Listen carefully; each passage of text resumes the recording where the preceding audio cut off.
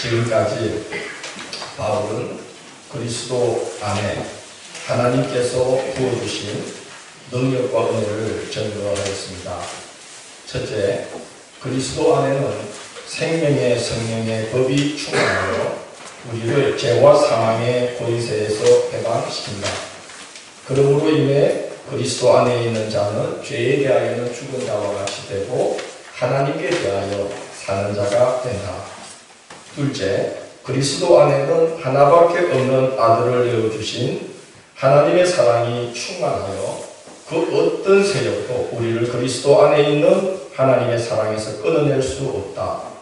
그러므로 인해 그리스도 안에 있는 자는 하나님의 사랑을 힘입어 신앙의 길에서 최후 승리하고 영생에 이른다.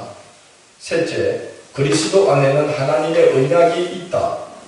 그러므로 인해 그리스도 안에 있는 자는 하나님의 언약 안에 있는 자가 되어 약속의 자녀가 되고 하나님의 씨가 되고 하나님께 남은 자가 되어 하나님께서 언약을 얼마나 신실하게 지키시는지를 드러내는 복의 통로가 된다고 하였습니다.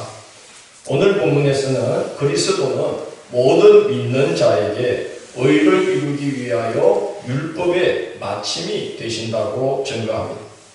그리스도는 율법의 마침이 되신다는 말은 그리스도 안에서 율법이 완성되었으므로 이제부터는 율법을 의지하지 않고 예수 그리스도를 의지하여 구원의 길을 걸어야 한다는 말입니다. 그런데 이스라엘은 그리스도가 오셨음에도 불구하고 더군다나 일찍부터 율법과 선지자들을 통해 그리스도가 오실 것을 예고하셨고 마침내 약속하신 때가 되어 그리스도가 그들에게서 나게 하셨는데도 그들은 그 크신 은혜를 거부하고 그리스도를 영접하지 않았습니다. 그들은 어쩌다가 그 지경이 되었습니까? 바울은 그 원인을 2절에서 이렇게 말합니다. 그들이 하나님께 열심히 있으나 올바른 지식을 따르는 것이 아니니라고 말합니다. 신앙생활에 있어서 열심만큼 중요한 건 없습니다. 시편 69편을 보면 다윗이 이렇게 고백합니다. 주의 집을 위하는 열성이 나를 삼키고 주를 비방하는 비방이 내게 미쳤나이다. 다윗은 사람들의 조롱거리가 될 정도로 하나님과 성전을 위하는 열심이 특별하였다는 것입니다. 예수님이 예루살렘에 들어가셔서 성전뜰에서 양이나 소나 비둘기를 파는 자들을 다 내쫓고 돈 바꾸는 사람들의 좌판을 불러엎어 성전을 깨끗하게 하는 모습을 보며 제자들은 다윗의 열심이 생각났습니다. 그래서 요한복음 2장 19절에 그때 상황을 기록하기를 제자들이 성경 말씀에 주의 전을 사모하는 열심이 나를 삼키리라 한 것을 기억하더라고 기록되어 있습니다. 엘리야는 하나님에게서 멀어져가는 동시대 사람들의 불신앙과 안일함을 보면서 속이 상하다 못해 지쳐버릴 정도로 하나님을 사랑했습니다. 지쳐서 호렙산의 어느 한 동굴에 들어가 하나님의 위로를 기다리고 있는데 하나님의 천사가 나타나서 엘리야야 네가 왜 여기 있느냐 하고 묻자 엘리야는 이렇게 대답합니다. 내가 만군의 하나님 여호와께 열심히 유별하오니 이는 이스라엘 자손이 주의 언약을 버리고 주의 제단을 헐며 칼로 주의 선지자들을 죽였음이오며 오직 나만 남았기 때문입니다 라고 말합니다. 얼마나 그의 마음이 하나님을 향해 열심히 있었으며 하나님께로부터 계속 멀어져가는 백성들을 보면서 마음이 지칠 정도로 괴로웠다는 것이죠. 그만큼 하나님에 대한 열심이 있었던 겁니다.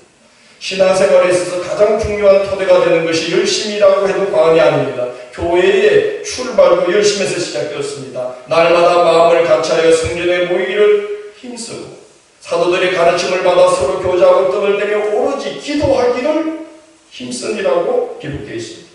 그렇게 교회가 시작된 겁니다. 하나님을 열심을 다해 사랑하고 열심히 모이는 것이 건강한 성도, 건강한 교회의 표식입니다. 바울이 아마 우리 시대의 한국교회에서 활동했다면 그 무엇보다도 열심을 회복하라고 수없이 고민했을 것입니다. 그런데 예수님 당시 이스라엘 사람들의 신앙은 열심만큼은 타의 주종을 불허할 정도였습니다. 하나님께서 모세를 통해 주신 계명뿐만이 아니라 율법을 생활에 적용시킨 세세한 규례들, 즉 장로들의 전통과 사람의 유전이라고 불리던 규칙들을 지키는데도 열심을 배웠어요. 예수님의 제자들이 안식일에 밀밭 사이를 지나다가 이삭을 흩어서 손바닥으로 이렇게 비벼서 먹었습니다. 그것도 안식일에 일을 한 것이다라고 하면서 바리새인과 서기관들이 비방하지 않습니까? 예수님이 안식일에 병자를 고쳐주었어요. 그런데 그걸 보고도 안식일법을 어겼다고 비방합니다. 왜? 만성 질환자를 굳이 안식일에 왜 고쳐주냐 그거예요. 지나서 고쳐줘도 되는데 왜 안식일법을 어기며 안식일날 일을 하면서 고쳐주냐 그것이지요. 그 정도로 유대인들은 하나님과 율법에 대해서 열심이었던 것입니다. 그러므로 이스라엘의 실패는 열심의 부족이 아니었던 겁니다. 오늘날 한국교회의 실패가 열심의 부족이 있다면 이스라엘의 실패의 원인은 열심의 부족이 아니라는 거예요. 바울은 그들의 실패의 이유를 2절에서 이렇게 말합니다. 내가 증언하노니 그들이 하나님께 열심히 있었으나 뭘 따른 것이 아니니라 올바른 지식을 따른 것이 아니니라고 말합니다. 올바른 지식은 뭘 말합니까? 하나님의 말씀을 따라 하나님 섬기는 것을 말합니다. 하나님 말씀을 따라 하나님 섬기는 것이 올바른 지식을 따라 하나님을 섬기는 것입니다. 자기 생각대로, 자기 기준대로, 자기가 믿고 싶은 대로, 자기 마음대로 하나님을 섬기며 이스라엘처럼 열심히 있다 해도 구원에 이르는 믿음으로 자랄 수가 없습니다. 하나님의 말씀 속에서 하나님의 의도와 하나님의 뜻을 분별하고 찾으며 하나님을 섬기는 열심을 가져야만 하는 것입니다. 하나님은 분명히 구원자 그리스도께서 이 땅에 오실 텐데 마치 마른 땅에서 힘겹게 솟아나는 그런 연한 순처럼 그렇게 오실 거라고 했어요. 이 말은 허무할 만한 모습, 강력한 권세를 가진 그런 다윗과 같은 모습으로 오는 것이 아니라는 말씀이에요. 아름다운 풍채도 허무할 만한 것이 없는 모습으로 온다고 했습니다. 스가랴를 통해서는 말하기를 보라 내 왕이 내게 임하시나니 그는 공의로우시며 구원을 베푸시며 겸손하여서 나귀를 타시나니 나귀의 작은 것 곧 나귀 새끼니라고 말하였습니다. 그러나 이스라엘 백성들은 그런 그리스도를 원하지 않았죠. 그래서 다윗의 권세로 이스라엘을 모든 나라 위에 머리가 되게 할 그리스도를 기대했습니다. 그 결과 예수님이 그리스도로 오셨지만 그들은 예수님을 그리스도로 인정하지를 않았습니다. 그래서 그들이 어디에 열심을 냈느냐? 그리스도 예수를 영접하는 데 내야 될 열심을 조상들이 해오던 대로 율법의 열심을 내었습니다. 그게 하나님을 사랑하는 것이라고 생각했기 때문입니다. 심지어 예수님을 핍박하고 그를 십자가에 못 박아 죽이기까지 했고 그를 따르는 자들을 박해했습니다. 그걸 하나님을 위한 거라고 생각했습니다. 그걸 열심히 했습니다. 왜 그렇습니까? 올바른 지식을 따라 하나님을 향해 열심을 내지 않았습니다. 힘써 하나님을 거역하는 데 힘을 다했던 것이죠. 요한복음 16장 1절에서 예수님은 그렇게 될 것을 예고하셨습니다. 사람들이 너희를 출교할 뿐 아니라 때가 이르면 물어 너희를 죽이는 자가 생각하기를 이것이 하나님을 섬기는 일이라 하리라고 말씀하셨습니다. 그래서 열심을 다해 예수님을 죽이고 열심을 다해 예수 믿는 자들을 핍박하면서 하나님을 위한다고 생각했죠. 그런 일에 앞장서셨던 사람이 누구겠습니까? 바울입니다. 예수 믿는 자들을 잡아 죽이는 일에 혈안이 되어 있으면서도 하나님을 위한다고 여겼습니다. 올바른 지식을 따름이 아니요. 오늘 3절 말씀처럼 하나님의 의를 모르고 자기 의를 세우려고 힘써 하나님의 의에 복종하지 않았기 때문에 그렇게 된 것입니다. 바울 자신이 그랬던 사람이기에 너무나 잘 아는 것이죠. 자기 행위로, 자기 노력으로, 자기 의를 만족시켜 보려고 가전 노력을 다하고 발버둥쳤습니다. 예수 믿는 자들을 색출하기 위해 다메섹으로 가던 중에 예수님을 만나게 되었습니다. 사울아 사울아 내가 어찌하여 나를 핍박하느냐 가시체를 뒷발질하기가 내게 고생입니다 하는 음성으로 주님이 나타나셨어요. 가시체는 긴 막대기에 짐승의 뼈조각이나 가시를 박아서 이제 가축 이렇게 마차나 이런 것을 할 때 뒤에서 툭툭 찌르면서 빨리 가게 하거나 오른쪽 왼쪽으로 방향을 조정할 때 쓰는 가시가 박혀있는 짐승의 뼈가 박혀있는 그런 긴 막대기가 가시체입니다. 하나님께서 그의 아들 예수 그리스도를 통해 예비하시고 늘 열어놓으신 구원의 길로 가지 않고 자기 행위, 자기 노력, 자기 의로 구원받으려고 애쓰는 모습이 하나님께서 보실 때에 얼마나 힘겹고 바보스럽고 미련해 보였으면 뭘 뒷발질하는 것 같다고요? 가시체를 뒷발질하고 있는 미련한 짐승과 같다. 왜 너는 네 생각, 네 고지, 네 마음대로 하나님을 섬기고 있느냐? 올바른 지식을 따라 내가 열어놓은 길로 가야 되지 않느냐? 그렇게 책망하면서 예수님이 나타나셨어요. 왜 가시처럼 깃발질하는 것과 같이 가부스러운 모습이었던가? 하나님께서 그렇게 하지 않아도 되는 길을 열어놓으셨기 때문이라는 것입니다. 사절을 보면 그리스도는 모든 믿는 자에게 의를 이루기 위하여 율법의 마침이 되시니라고 말합니다. 이 10장에서 가장 중요한 말씀 중에 하나입니다. 함께 볼까요? 그리스도는 모든 믿는 자에게 의를 이루기 위하여 율법의 마침이 되시니라. 그리스도 예수 안에서 율법이 완성되었으므로 이제부터는 율법의 행위로 구원받으려고 막 몸부림치고 애쓰고 가시죄를 뒷발질하듯이 그렇게 하는 것이 아니라 예수 그리스도를 믿고 의지하여 구원의 길을 걸어가야만 한다는 것입니다. 그게 하나님께서 이제 정해놓으신 구원의 길이라는 것입니다. 여러분, 산에 오르려고 길을 나섰습니다. 강이 있습니다. 강에 뗏목이 있어요. 그래서 뗏목을 타고 강을 넘었습니다. 이 뗏목이 요긴하게 쓰였다고 참 중요하다고 그것을 어깨에 걸머쥐고 산에 올라가는 사람이 있을까요? 예수님이 오심으로 율법의 마침이 되셨는데도 율법의 행위로 의를 이루려고 애쓰는 자들이 마치 뗏목을 어깨에 짊어지고 산에 올려놓는 것 같은 자들이 힘들까요? 힘들지 않을까요? 가시채를 뒷발질하는 것처럼 어리석은 되지 않을 일을 하고 있어요. 자기 생각, 자기 마음, 자기 기준, 자기 주관, 자기 고집대로 신앙의 길을 걸어가는 것은 마치 그와 같은 것. 하나님께서 예수 그리스도를 통해서 정말 완전하고 복된 길을 열어놓으셨으니 그 길로 가면 되는데 그 길을 힘써 거부하는 것이 바로 뗏목을 짊어지고 산에 오르려는 것과 같은 것이죠. 예수님이 그러지 않았습니까? 수고하고 무거운 짐진 자들아 다 내게로 오라. 내가 너희를 쉬게 하리라. 나는 마음이 온유하고 겸손하니 나의 멍에를 메고 내게 배우라. 그리하면 너희 마음이 쉼을 얻으리니 이는 내 멍에는 쉽고 내 짐은 가벼움이니라 하시니라. 하나님께서 그의 아들 예수 그리스도를 통해 열어놓으신 길로 가야 합니다. 구원의 길만이 아니라 삶의 모든 여정이 하나님의 인도를 받고 하나님의 인도하심에 순종해야 합니다. 그러지 않으면 가시채를 뒷발질하는 짐승처럼 고통이 따를 뿐입니다. 아버지께서 중동에서 굉장히 신기한 도자기를 가져왔어요. 한국에서는 돈으로 살 수 없는 그런 엄청난 신기한 도자기인데 그만 놀다가 떨어져서 그게 박살이 나버렸어요. 그걸 한 조각 한 조각 본드로 다 시간을 두고 다 한 조각 한 조각 다 붙여가지고 그렇게 맞췄어요. 여러분 진짜 귀한 찻잔이 있잖아요. 본드로 붙이자고 깨지면 뭘로 붙이는 줄 압니까? 금 가면 금으로 붙인대요. 그래서 금 같다 그러는 거예요. 금으로 붙인대요.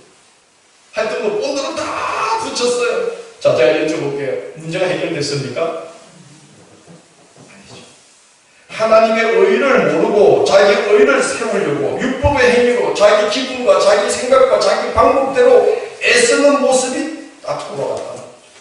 절대로 되지 않을 힘을 다해서 하고 있는 것이죠. 그걸 한 조각 한 조각 다 맞춰서 모양을 만들어냈다고 해서 그게 해결되게 아니지 않습니까? 여러분, 아주 손쉽고 완벽한 해결책이 있습니다. 뭡니까? 아버지의 사랑을 믿고 아버지한테 뭐 하는 거예요? 10번. 아버지 요리요리 했는데 죄송합니다. 용서해 주세요. 그러면 아버지가 그 힘써 맞춘 도자기 그릇으로 아들의 머리를 때릴까요?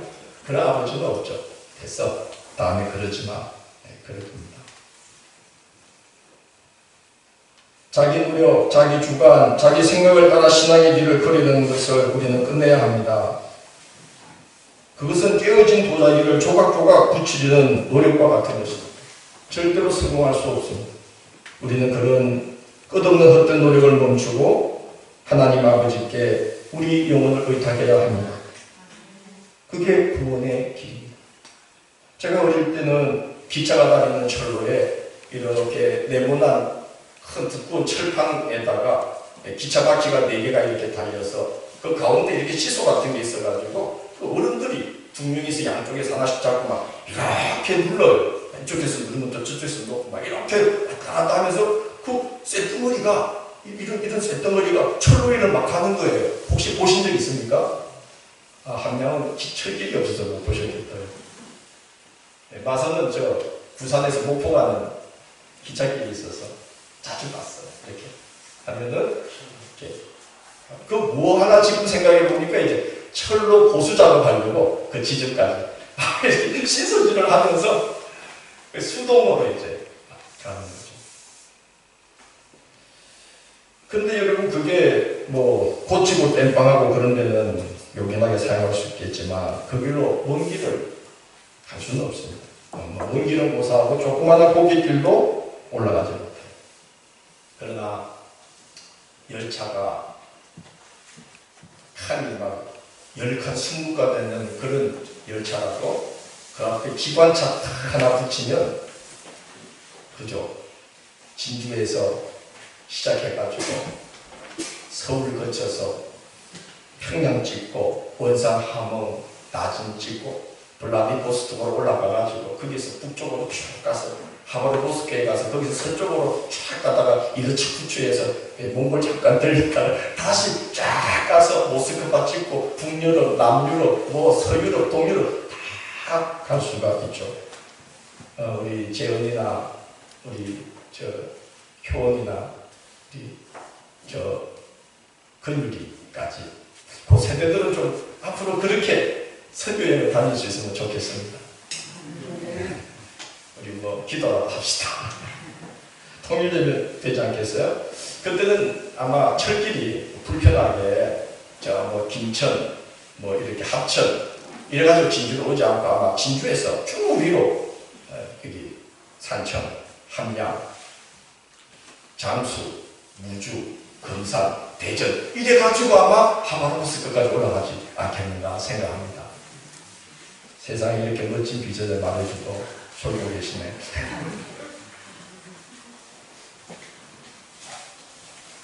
여러분 왜 이 말씀 드리냐 하면 우리의 신앙의 모습을 돌아보십시오.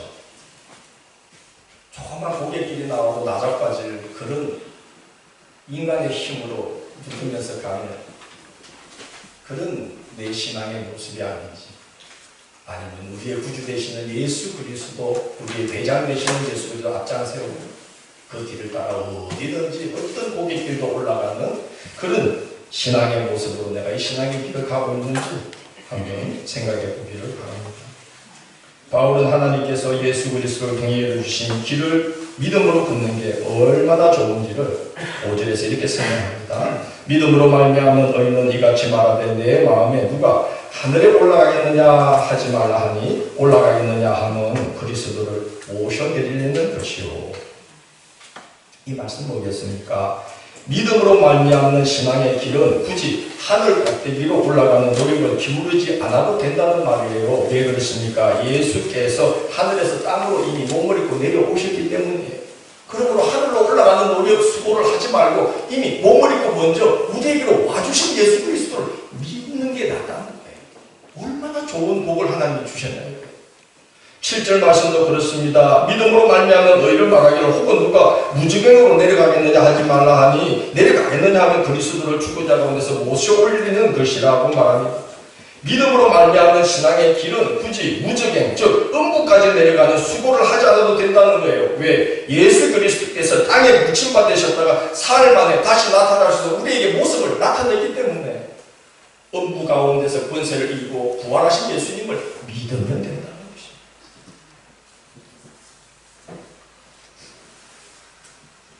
오늘 이 비유는 신명기 30장 11절 이하의 말씀을 인용하신 건데요. 모세가 하나님께 받은 말씀을 이스라엘 백성들에게 구구절절 다 전합니다. 신신당부합니다. 그래서 거듭 신신당부했다고 해서 뭐라 그래요? 신명기라고.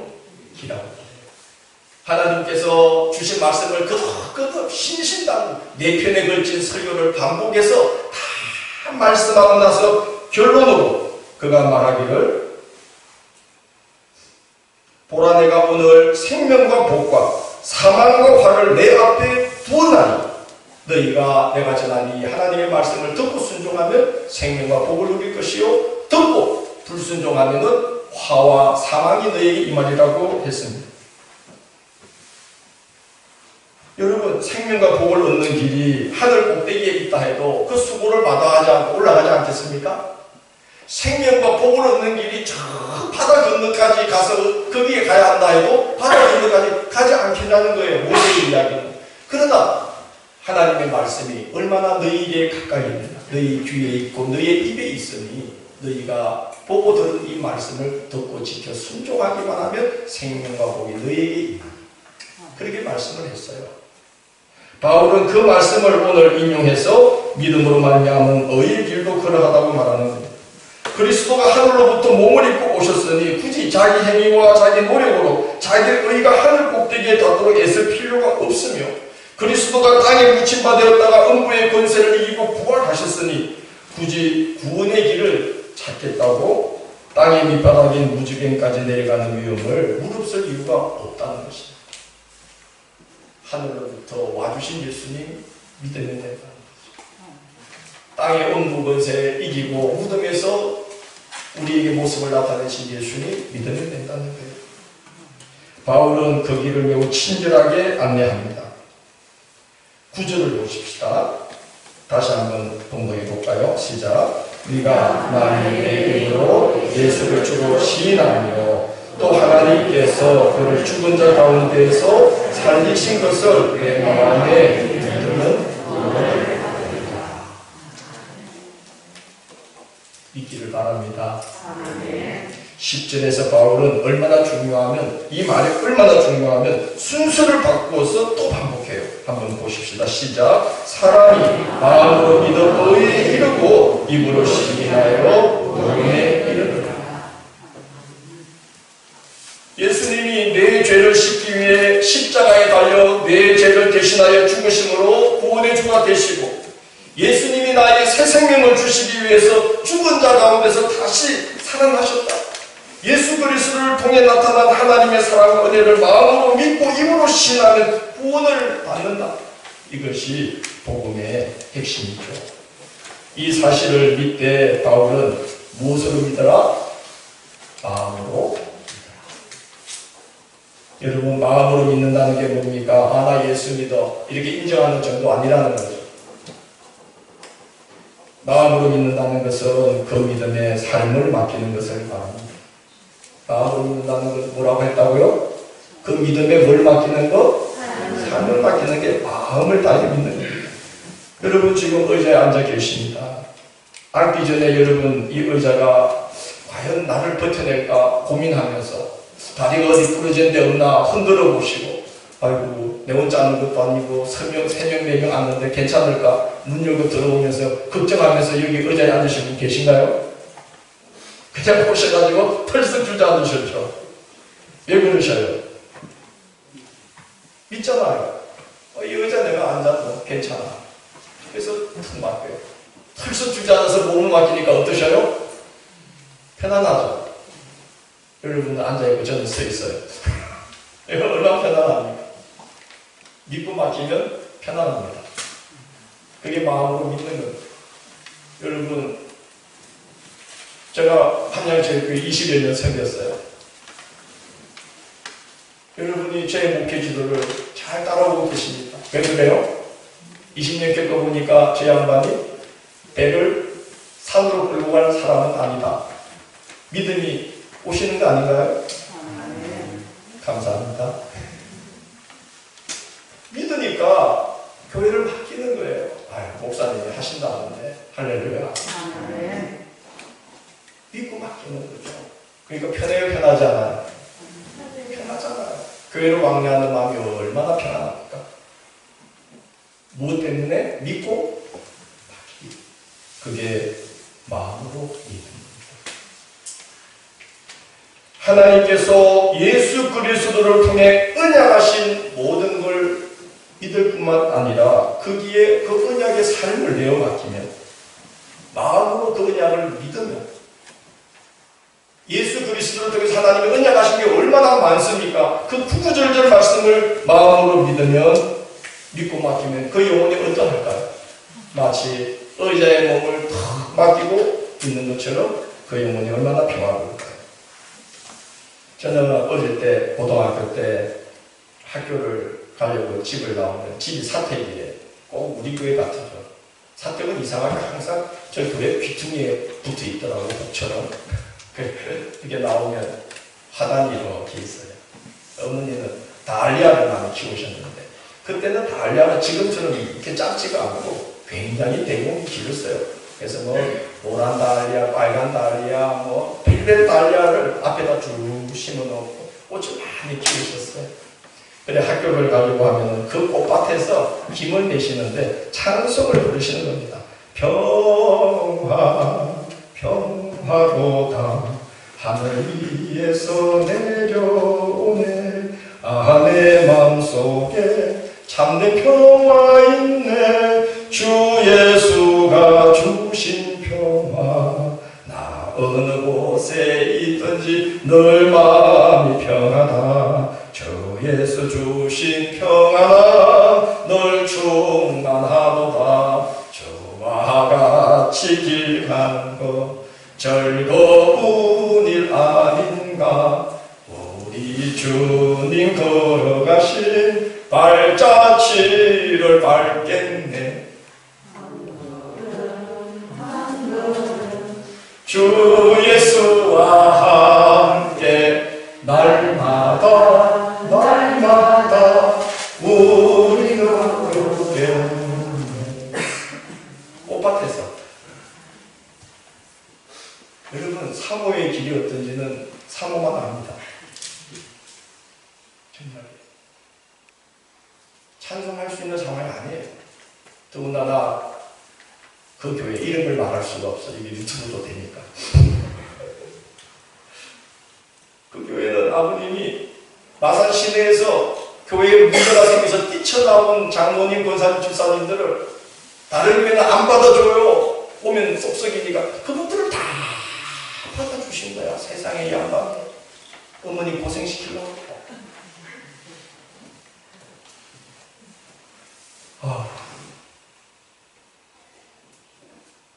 내가 이름을 안 지은 거야. 여기서 말할 수 없어. 한 이렇게 돼. 야, 별나. 마산시내에서 안 받아줄 정도니까 얼마나 별나겠어. 그는 졸지도 아니하시고 주무시지도 아니하고 어제나 오늘이나 동일하게 속을 썩여. 하나님을 닮았어. 어제나 오늘이나 동일하게. 그리고 돌아가셨어. 교육은 신정지고. 내가 잊을 수는 없지. 용서는 해요. 내가 가끔 마산 가면 누님들한테 물어봐. 그분들 잘 계셔? 그 애들은 뭐 한대? 그렇게 상처가 되는 일이었어. 세상에. 너 사무 속에서 뭔 복을 그렇게 받겠다고. 계속 없으니 그런데 그런 일을 겪으면서도 찬송을 하시는 거예요. 어머니가 그렇게 욕먹을 짓을 안 하셔요. 여러분 한결이 아시잖아. 한결이. 기껏 화나면 아버지 그러지 마세요. 그거 화난 거야. 우리 어머니도 똑같았다니까. 한결이하고 똑같단 말이죠. 정유라 그럼 못 써. 그거 화나신 거야. 세상에 그런 분들 졸지도 아니하시고 주무시지도 아니하시고 어제나 오늘이나 동일하게 한결이나 돌아가시기 직전까지 괴롭히다. 뭔 복을 받겠다고 그렇게까지. 그런데 아침마다 화단에서 찬송이 흘러나오는 거예요. 주와 같이 길 가는 것 즐거운 일 아닌가. 할렐루야. 그렇습니다. 우리 주 예수 그리스도를 통하여 하나님께서 언약하신 그 언약의 말씀을 마음으로 믿는 자에게는 정말 고통스러운 현실 속에서도 찬송하며 이기게 되는 평안을 주시는 분이 있습니다. 그게 예수 믿는 복입니다. 마음으로 믿으면 구원 받습니다. 영혼의 구원만 받는 게 아니라 삶의 고된 현실에서도 절망할 수밖에 없는 상황에서도 찬송 부르고 기도하며 이겨나가며 승리하게 되는 구원받은 삶을 살아가게 되는 것입니다. 그게 마음으로 믿는 겁니다. 입으로 시인하는 것도 그냥 나 예수 믿어 그렇게 입으로 말하는 정도가 아닙니다. 예수님이 그러셨어요. 나더러 주여 주여 하는 자마다 다 어디에 들어가는 것이 아니요 천국에 들어가는 것이 아닙니다. 시인한다는 이 말은요 호물로게스예요. 우리 한번 같이 해볼까요? 호물로게스. 호무라는 것은 함께 공개적으로 이런 말이고 로게스는 로고스에서 나온 말이에요. 그러니까 말하다예요. 함께 말하는 거예요. 공개적으로 말하는 거예요. 그러니까 시인한다는 말은 나 예수 믿어 이렇게 하는 게 아닙니다. 당시 법정에서 사용되던 용어인데요. 공개적으로 서약하거나 만민 앞에서 공개적으로 증언하는 것을 호물로게스, 시인한다고 말합니다. 바울 사도가 사역하던 시대는 예수 믿으면 박해와 환란이 따르던 때였습니다. 로마 황제에게만 필요없어 주님이라는 말을 붙였던 때에 예수를 그리스도 필요없어 주님이라고 시인하는 것은 목숨을 건 행위입니다. 공개적으로 나 예수 믿는다라고 호물로게스 시인하는 것은 굉장히 위험한 일입니다. 바로 예수를 입으로 시인한다는 그런 믿음을 말합니다. 예수 믿는 거 숨기고 다니고 부끄러워하는 게 아니라 그러면서도 나 예수 믿는다고 하는 게 아니라 호물로게스 공개적으로 말하는 거예요. 그러면 죽을 수도 있는데 핍박을 받는데 조금만 멸시를 받는데 그래도 나 예수 믿는다라고 당당하게 호물로게스 공개적으로 시인하는 거예요. 여러분 우리가 그 믿음 위에 서기를 원합니다. 그래야 죄와 사망 권세를 주와 함께 이기는 것입니다. 그를 믿으면 하나님의 상급이 따른다고 말합니다. 11절 누구든지 그를 믿는 자는 뭘 당하지 아니하느니 부끄러움을 당하지 않는다. 이 말은 하나님의 심판대 앞에 섰을 때에 다급해지지 않는다는 겁니다. 부끄러움을 당한다는 말의 원뜻은 다급해지지 않는다는 말이에요. 여러분 심판대 앞에서 여러분 지옥불에 떨어지기 직전 얼마나 다급하겠습니까? 그렇게 되지 않는다는 겁니다. 구원이 보장된다는 것이죠. 12절 그를 부르는 모든 사람에게 어떠하시도다? 부유하시도다라고 말합니다. 우리의 구원을 위해 하나밖에 없는 아들을 내어주셨으니 구원의 완전한 성취를 위해 모든 필요한 것을 풍성하게 예비해 놓으신 하나님이라는 것 부유하시다. 그 아들을 내어주신 하나님께서 그 아들과 함께 왜 모든 것을 우리에게 능히 주시지 아니하겠느냐고 말씀했죠. 하나님의 구원의 은혜는 풍성하기가 이를 데가 없다는 것입니다. 모든 걸 예비해 놓으시고 때를 따라 반드시 공급해 주신다는 거예요. 완전한 구원에 이르기까지 그렇게 도와주신다는 거예요. 누구에게? 마음으로 믿고 입으로 신하는 자.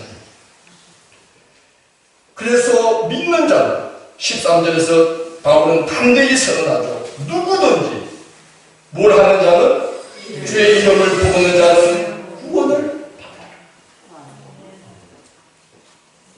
마음으로 믿고 입으로 시인하면 그 사람 인격이 좀 부족해도 그 사람은 좀 잘못 살아왔더라도 그 사람은 좀 문제가 있더라도 삶에 하자가 있더라도 누구든지 그의 이름을 부른다는 뭘 받으리라? 죽어서 천국 간다는 말 아니에요. 아까 제 어머니 말씀드렸듯이 고된 삶의 자리에서도 고됨을 이기고 승리한다는 거예요. 우리의 부족한 부분을 다 상세하고 나눔이 있도록 하나님이 축복해 주십니다. 자, 그런데 이 놀랍고도 완전한 구원의 역사가 무엇으로 시작되는가? 하나님의 구원 역사가 놀랍게도 사람으로부터 시작된다고 바울은 말합니다. 14절을 한번 보십시다. 읽습니다. 시작. 그런즉 그들이 믿지 아니하는 일을 어찌 부르리요? 듣지도 못한 일을 어찌 믿으리요? 전파하는 자가 없이 어찌 들으리요? 놀랍지 않습니까? 믿음의 말씀, 곧 예수 그리스도의 복음을 전할 때에 그것이 씨가 되어서 그 심령 속에서 하나님의 구원의 역사가 시작될 수 있다는 것입니다. 말씀의 씨가 심겨진 자리에 구원의 열매가 맺힌다는 것입니다. 여러분, 우리가 그 증인 아닙니까? 우리는 누군가의 기도 때문에 이 신앙의 길로 초대받았습니다. 우리는 누군가의 전도 때문에 이 신앙의 길로 초대받았습니다. 우리는 누군가의 권면으로, 누군가의 오랜 사랑으로 우리는 주님께로 인도를 받았습니다. 우리가 할 것은 이 복음의 말씀을 전하는 거죠. 씨를 뿌리는 거죠. 그리고 그것이 자라게 하시는 분이 하나님이시라는 겁니다. 얼마나 복되고 귀한 사명입니까? 우리가 씨를 뿌리면 하나님께서 역사하십니다. 함께 합시다. 우리가 씨를 뿌리면 하나님께서 역사하십니다. 왜냐? 하나님은 우리가 씨 뿌리기를 기다리고 계시고 뿌리면 반드시 열매 맺도록 하나님은 역사하신다는 거예요. 21절 한번 보겠습니다. 봉독합니다. 이스라엘에 대하여 이르되 순종하지 아니하고 거슬러 말하는 백성에게 내가 종일 내 손을 벌렸다.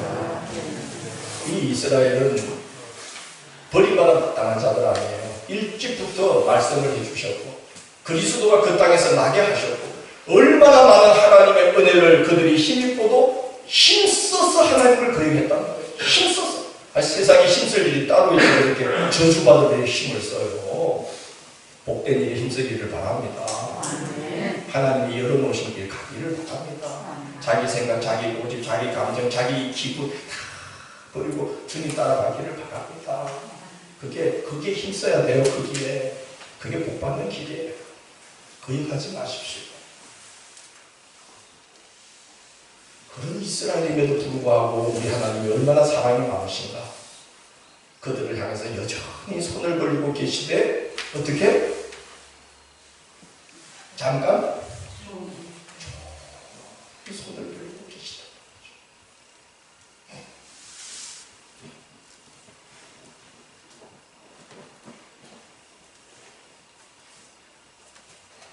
그러니 우리가 복음의 씨를 뿌리며 하나님이 얼마나 그 사랑으로 품으시려고 역사하시겠습니까? 이게 우리의 몫입니다. 이게 우리 사명입니다. 한 사람이 하나님께로 초대될 때 적어도 500번 복음에 접촉될 필요가 있다고 합니다. 몇 번요? 500번. 예, 내가 전도했는데 안 와도 돼. 나는 500번 중에 한 번은 채우는 거예요. 계속 접촉하다 보면 익숙해지는 거예요. 그래서 자기도 모르는 사이에 복음에 대해서 마음이 열리는 거예요. 처음에는 막 어쩌는지 욕하다가 가만히 듣고 있게 되는 거예요. 할렐루야. 우리가 그걸 해야 됩니다. 여러분, 우리는 그리스도의 사랑에 빚진 자요, 복음에 빚진 자죠. 이 신앙의 길, 나 혼자 국회 가는 거 아닙니다. 들음은, 믿음은 들음에서 납니다. 들음은 하나님의 말씀으로 말미암습니다. 전하는 이가 없다면 어찌 들으며 듣지 못하면 어찌 믿겠느냐. 믿지 않으면 어떻게 구원을 받겠느냐. 바로 그 일이 우리에게 맡긴 사명입니다. 그러려고 하나님은 예수 그리스도를 보내셔서 율법의 마침이 되게 하시고 우리가 그분을 따라가면 우리 힘으로 하는 하나님이 예수 그리스도를 통해서 언약하신 그 귀한 약속을 받아서 우리가 그 모든 구원의 역사에 참여하는 자들이 되도록 하나님이 다 피를 입에 놓으셨다. 바보같이 애쓰지 마시고 이 구원의 길을 열어놓으신 예수 그리스도를 꼭 붙들고 마음으로 믿고 입으로 신앙하면서 주의 길을 따라가시고 많은 전도의 씨를 뿌려서 많은 열매를 맺으시고 주님 앞에 섰을 때에 칭찬받는 그리스도인들이 다 되시기를 주의 이름으로 권면합니다. 아멘.